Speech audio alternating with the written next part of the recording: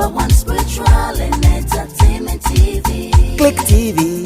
Oh yes, Click TV. Your number one spiritual and entertainment TV.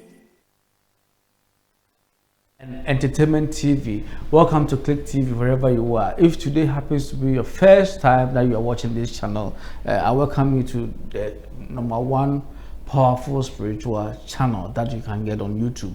We discuss basically spiritual issues. Even the entertainment has to be spiritually related, okay? And then the news as well are all spiritually related. So have it in mind. And I want you to just do one thing for me. Subscribe to the YouTube channel, click on the bell so that anytime that we come live, you will be able to also enjoy what we have for you. We have a lot of package for you.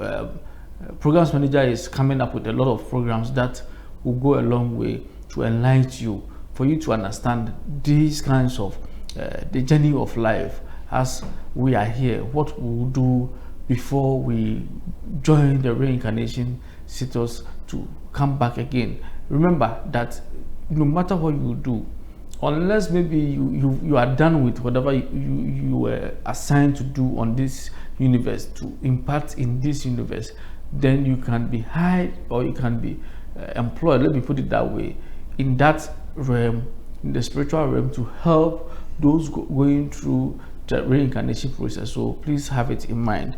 Don't be confused. If today is your first time, as you are joining us, you will be able to enjoy most of these teachings and understand it as we move ahead. Most of the people that have been following Click TV for years now would understand what I'm talking about, because we've done teachings on them.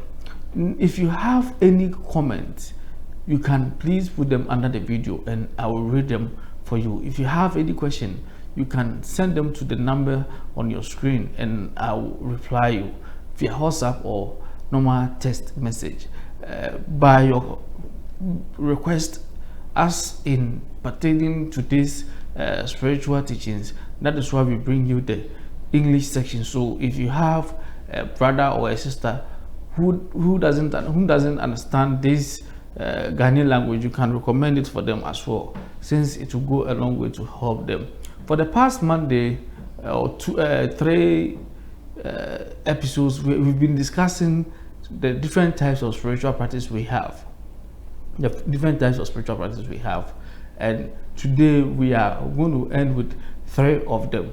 And please take note, and it will go a long way to help yourself and then the generation that will come out of you, because they will understand all these practice and will not undermine any of them, and it will help them in their spiritual journey in this universe.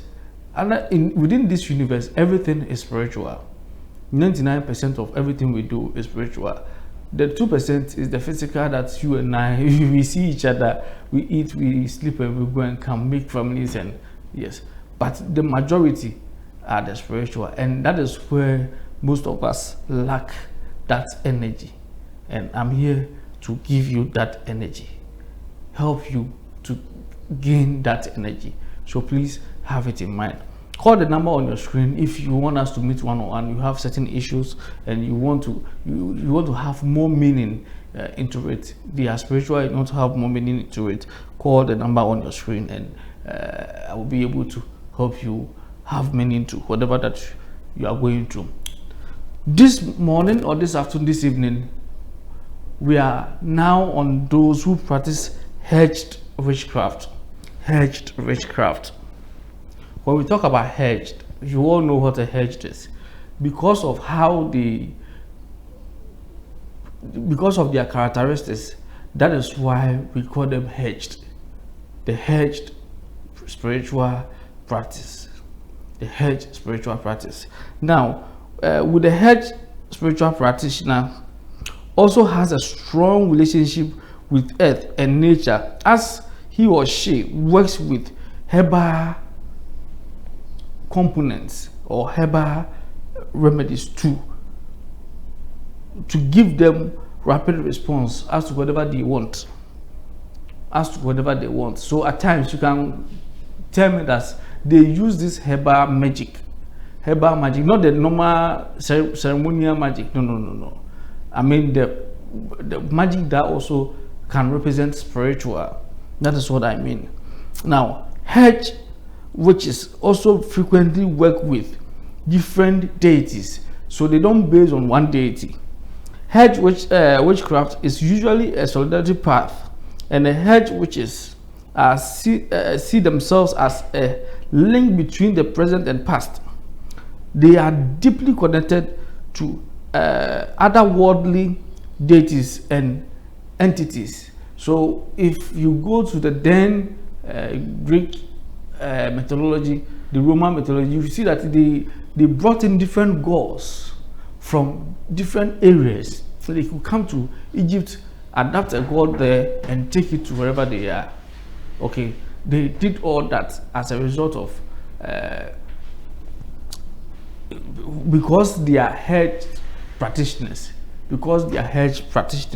They did all that. So please have that in mind. If you see someone practicing this, don't just overlook them. And think your power subdues them. Yes. Home is normally seen as sacred, and a lot of focus is on herbal conjuring and aromatherapy. Most plants will be harvested by themselves in order to maintain the purity of the energy surrounding each element. They are considered deeply spiritual. When they settle within this area, they will plant their own food that they will eat. They don't buy from outside. Whatever that, most of them don't eat meat or fish. Okay, so if they have their vegetables and everything, they are good to go. So they don't even come to the town. That is why they are either at the beginning of the town or at the end of the town. Okay, beginning of the town or at the end of the town. So that is why we call them the hedged practitioners. In the olden days, this spiritual practice was normally found at the outskirts of every village or town. I hope you understand now. So it was found at the outskirts of every village or town. So it was then common, but now because of modernization, when you come to Accra, there's no way you can find one unless you go to the outskirts of Accra, where we still have some forest that the place is being developed. Because of farming, they always want to live where they can have enough land to work on, and they don't buy those lands. No, they don't buy them. They don't pay for light bill. They don't. No. Just to have it, do their meditation, and it works. And once you join them with the kind of energy that lies within them, sincerely, I don't think you would love to come back to this normal world of ours. You want to remain there till you pass on. We have I've seen a couple of them here in Ghana where they have their own farm and everything, and you can see them from afar. You can see them coming to their garden to work on whatever that they have planted and everything, harvest and leave. And the more we draw closer to them, the farther they go. It's been like that since ages. So please let us take note of that. Then the second one that we are looking today, before we go to the last one, is the lunar spiritual practitioner.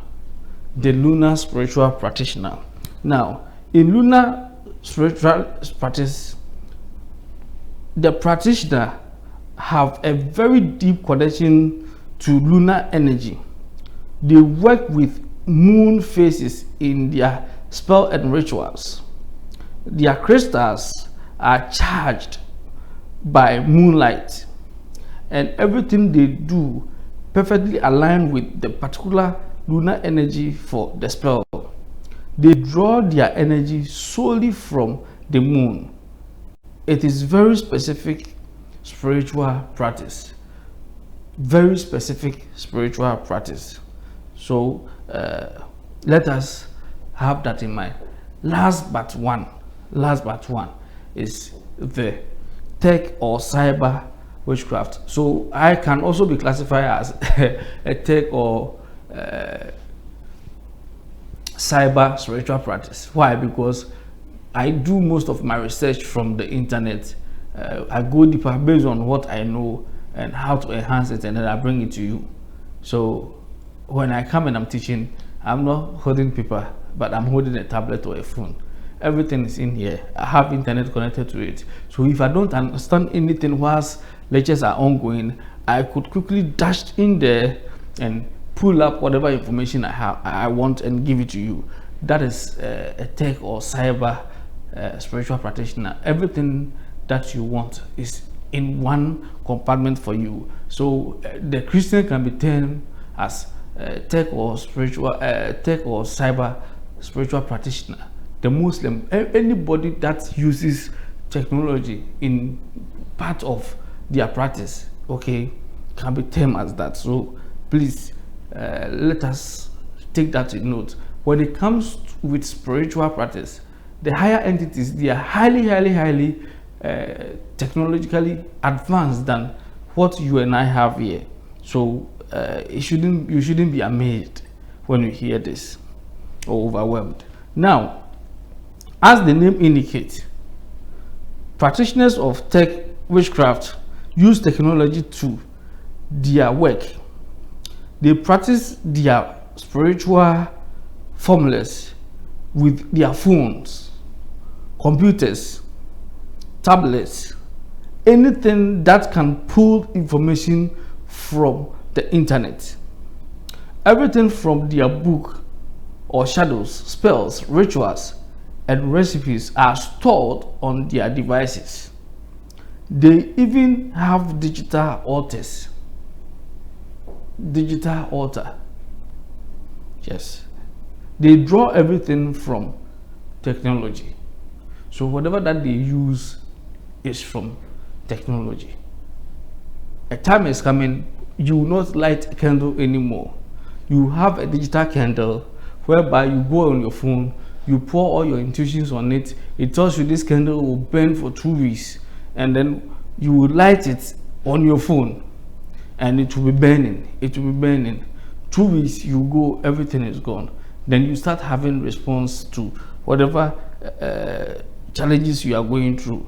Okay, that time is coming. So please watch that. Watch that. Gradually we are entering there. We are entering there.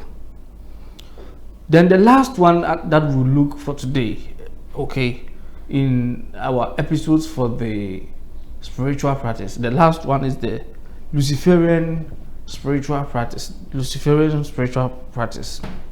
In Luciferian spiritual practice, the focus is mainly on enlightenment, independence, and human progress. This practice, or the practitioner and their authors, are built to enhance selfhood and self-awareness. They also connect to the ancient masters who were non-theist.